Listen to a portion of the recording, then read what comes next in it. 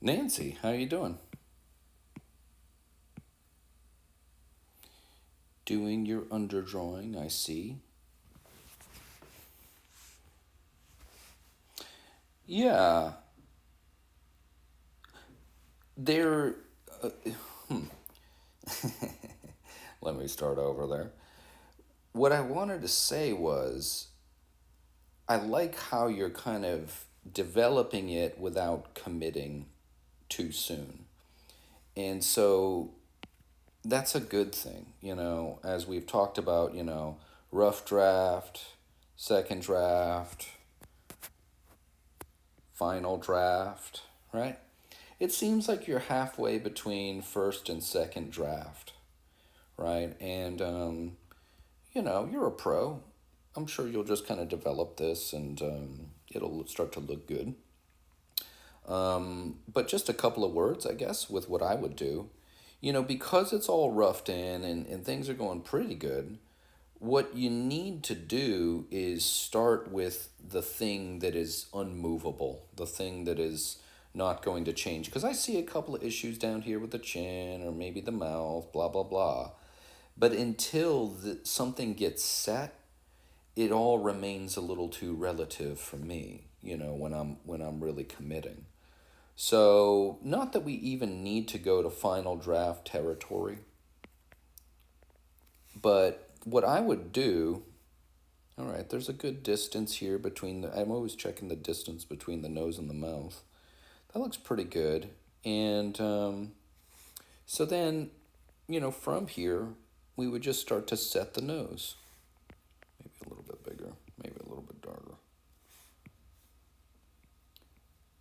And I always find that nice, when something's kind of framed out where you can see the gist of it, but then, being able to go in on a second pass and make it even better.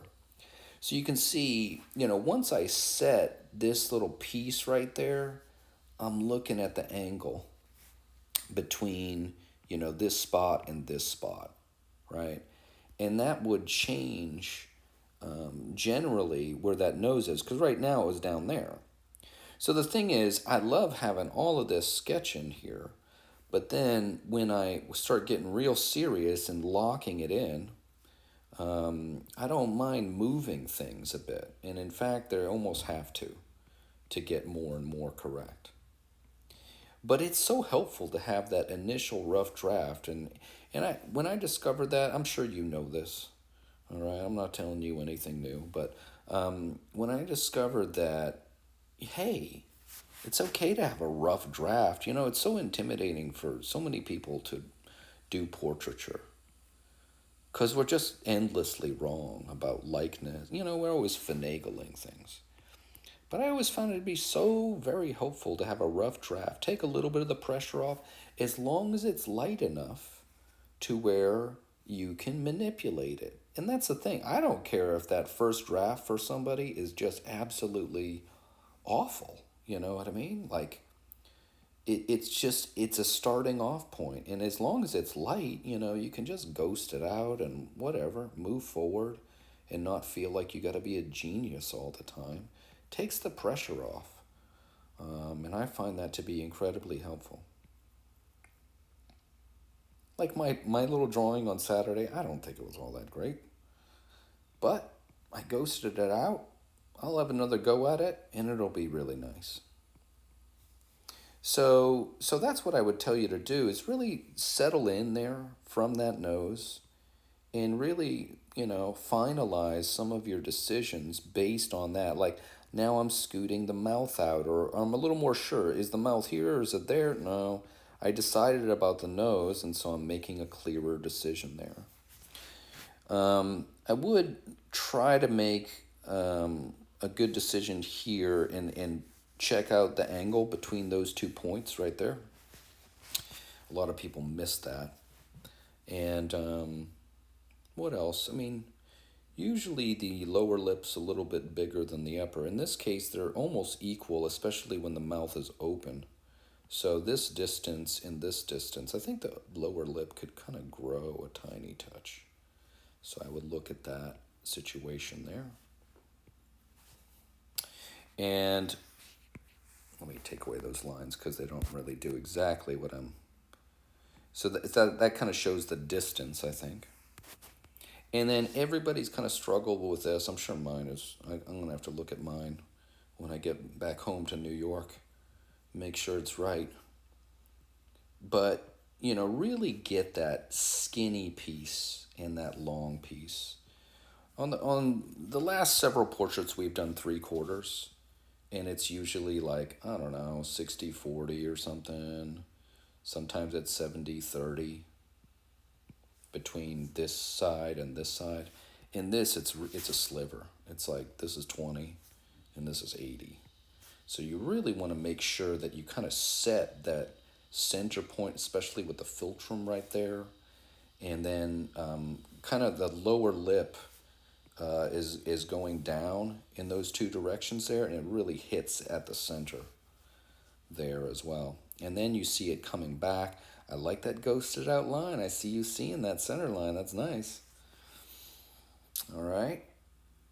And with all of that being said, you know, we're probably going to have to move that chin back a little bit more. You know, I'm glad you ghosted that out. That was probably just a sketch in there, but, you know, probably further back here.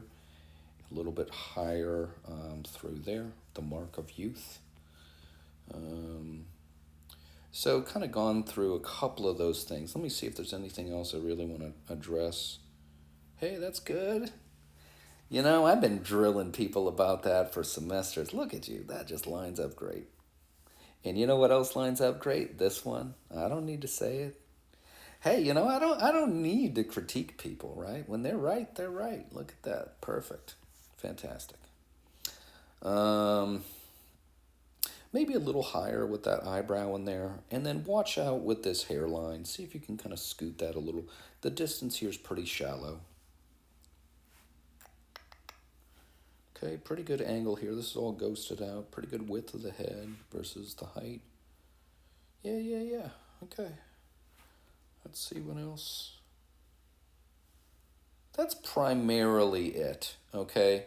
And so I would just like a little more commitment in the drawing, you know, have a good second draft. And then if you have time, you know, get that final draft so we're kind of ready to rock and roll when we start painting. But maybe the theme or the idea I want you to keep on looking at is point to point. Like when you put in that nose, look at that point to point. Or, you know, the corner of this mouth to the corner of this mouth, look at that point to point. You're doing it, you did it perfectly here, right? And you did it perfectly here. Make sure we're checking some of those points every now and then, just to make sure that everything's locking into place correctly. All right, Nancy, pleasure again to have you in class again, all right? Wouldn't be the same without you. All right, have a good week, and I will see you this weekend.